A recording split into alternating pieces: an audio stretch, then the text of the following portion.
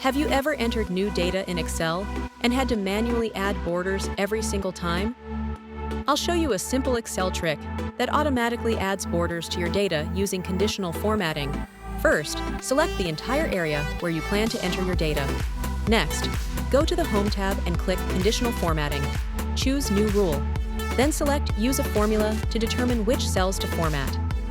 In the formula box, click the first cell in your selected range and type. Delete the $ to unlock the cell. Next, click Format. Go to the Border tab, select Outline Borders, and click OK. Click OK one more time to apply the rule. That's it. Now whenever you type data into your selected range, Excel will automatically add borders around those cells. No more manually formatting your tables every time. If you found this Excel tip useful, don't forget to like, subscribe, and follow for more quick Excel tricks and productivity hacks.